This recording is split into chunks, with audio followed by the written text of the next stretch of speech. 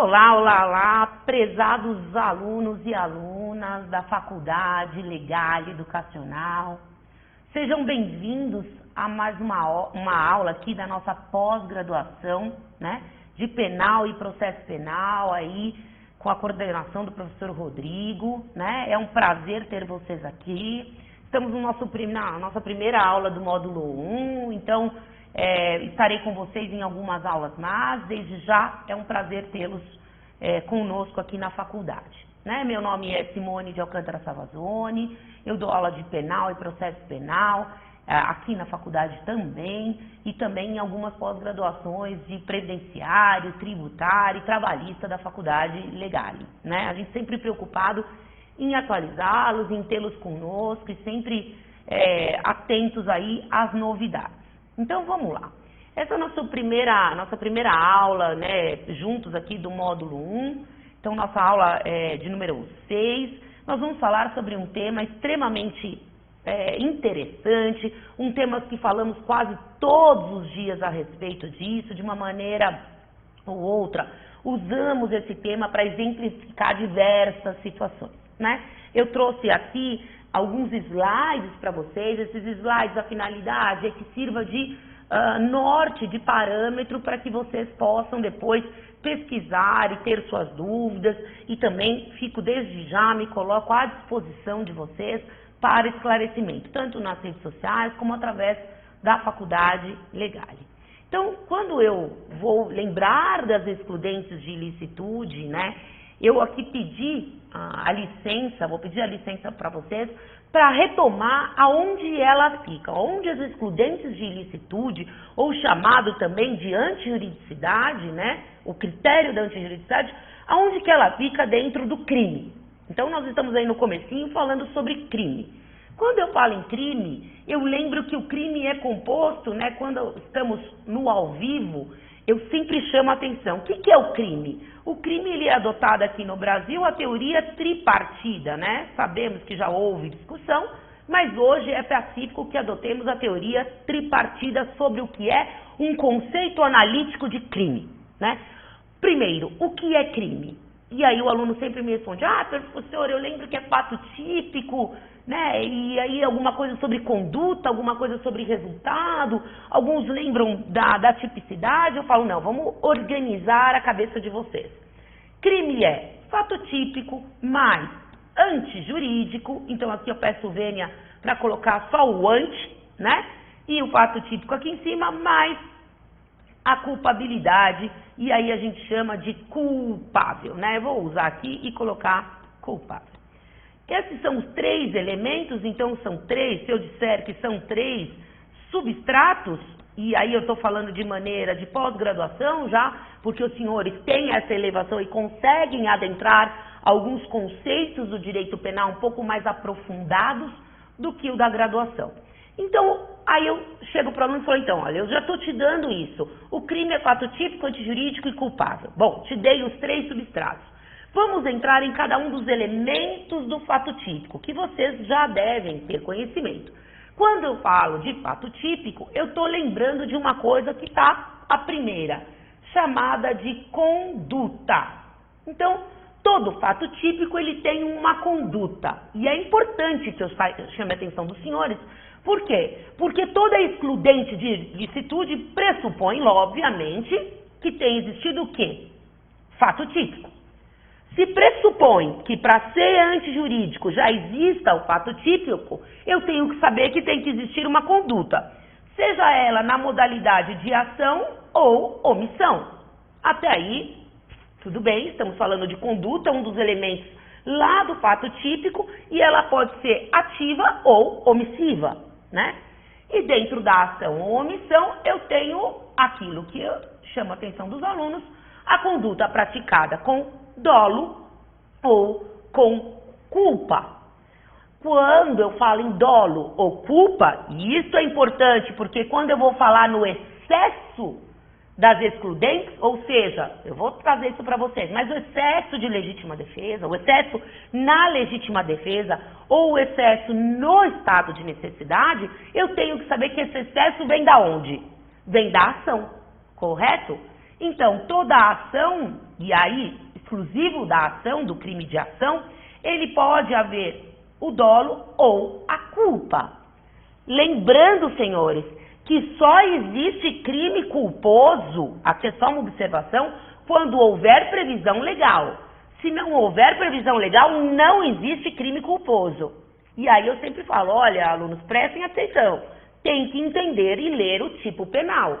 Se ele admitir a modalidade culposa, ele vai admitir que esse delito seja praticado com imprudência, imperícia ou negligência, que é aquilo que a gente já estudou, é que a gente estuda aí até hoje. Depois do fato típico, eu olhando a conduta, da conduta eu tenho normalmente um resultado. Esse resultado, senhores, conforme eu estou colocando aqui no quadro, nesses 4, eu vou trazer 4 elementos do fato típico. Esse resultado, nós adotamos a teoria do resultado naturalístico. Este resultado, para nós do ordenamento jurídico brasileiro, pode ou não estar previsto na norma. Perfeito? Então, por quê? O direito penal brasileiro admite o crime material, o crime formal e o crime de mera conduta. E sabemos e lembramos de alguns conceitos que o crime formal, por exemplo, ele pode ou não ter um resultado normativo, né? Então, esse resultado do crime formal, ele não está previsto na norma, mas ele existe. Vou dizer um exemplo, extorsão mediante sequestro.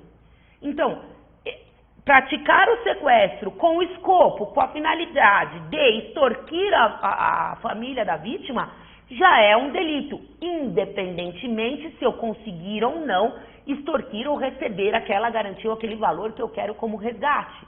Então, o crime se perfaz com o mero sequestro e a finalidade comprovada de que esse sequestro era para extorsão. Ou seja, a extorsão e o recebimento é um mero exaurimento. Voltemos, estamos falando do resultado. Então, toda conduta vai ter um resultado naturalístico. Da conduta e do resultado, eu quando estou pessoalmente aí conversando com os alunos, eu dou até, bato palmas quando o aluno lembra. Bom, o que eu tenho que ter entre um e outro? E isso não pode acabar, porque senão eu vou perder o liame do direito penal. Eu tenho que ter o quê? O nexo, e aqui me perdoem a letra, porque está pior do que quando eu coloco no quadro, eu tenho que ter o nexo causal. Quando eu falo de nexo causal, isso é importante, já relembro mais uma vez, por quê? Porque para eu praticar o crime sob a égide, sobre a incidência de uma das excludentes que nós vamos tratar, eu preciso que haja entre minha conduta e o resultado por ela perfeito, o nexo causal. E o nexo causal, a gente adota aquela teoria que é super conhecida, a teoria da conditio sine qua non. Peço vênia mais uma vez aqui para falarmos em latim, mas a teoria não tem outra tradução senão da conditio sine qua non, a condição sem a qual. E o próprio nome já diz, por quê? Porque entre a conduta e o resultado, eu não posso chegar em Adão e Eva. Eu tenho que ter um mínimo de nexo causal. Então, veja, se não, o supermercado Pão de Açúcar, e aí eu estou falando aqui na circunscrição de São Paulo, mas qualquer hipermercado seria responsável por todos os homicídios, tendo em vista homicídios com arma branca, me perdoe. Por quê? Porque todo supermercado vende uma arma, não é isso? E é uma arma branca que pode ser usada para o cometimento de um feminicídio, pode ser usado para o cometimento de uma lesão corporal grave, correto? E aí ocuparia o mercado, por quê? Porque a mulher foi lá premeditadamente e comprou uma faca no mercado para matar, enfim, seu inimigo, para matar seu marido, para matar quem seja. Então eu não posso chegar ao limite de condenar aquele que não tem qualquer elo causal com aquela situação. Então eu tenho uma limitação. Aonde nasce essa limitação? Na conditio sine qua non.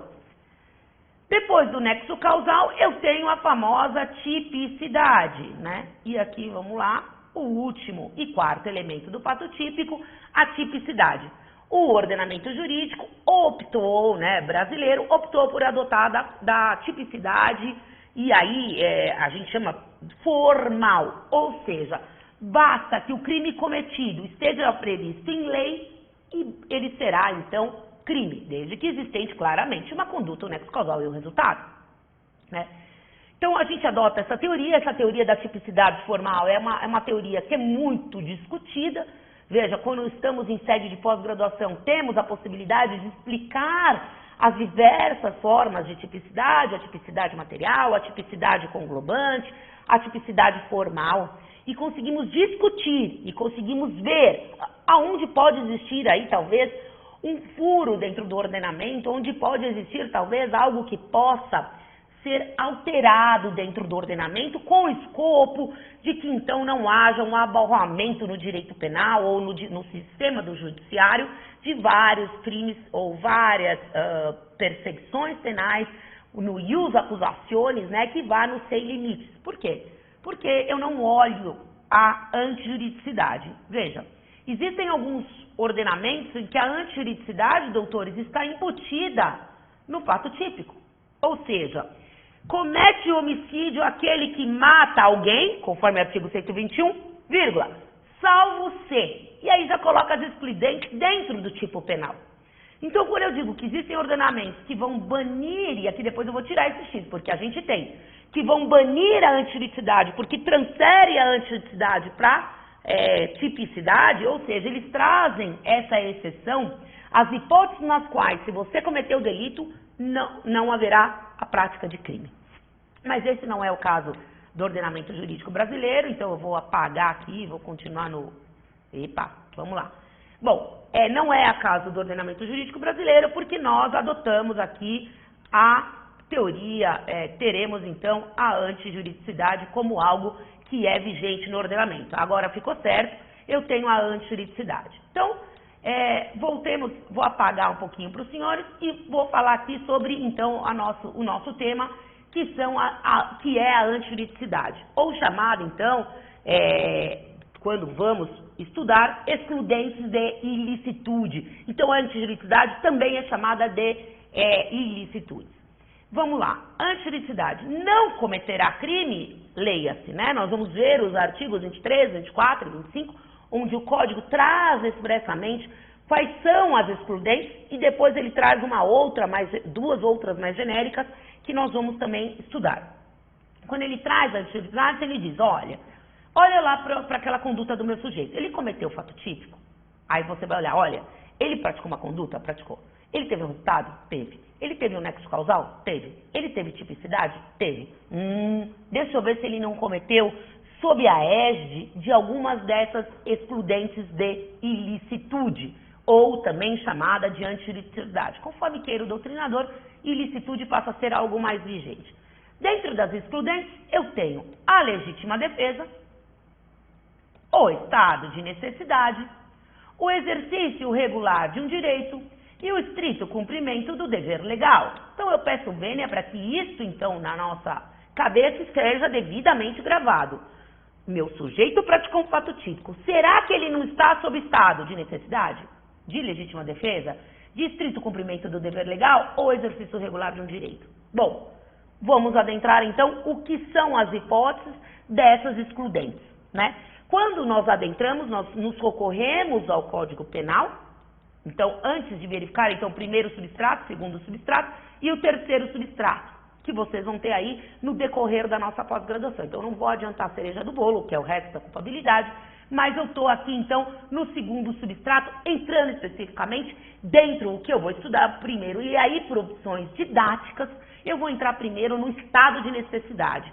E vou aclarar para vocês o estado de necessidade para então entrar na legítima defesa e depois da legítima defesa nas duas outras excludentes, que são excludentes previstas de uma maneira mais genérica, mas que o próprio ordenamento nos acolherá quando disser o que é o exercício de um direito, né? E o que é a excludente de cumprimento de um dever legal. Então, isso assim, essas duas outras, elas são mais genéricas, essas duas últimas, mas essas duas aqui, primeiras, são mais específicas. Então, eu vejo vocês na próxima aula, no próximo módulo, me perdoem, né?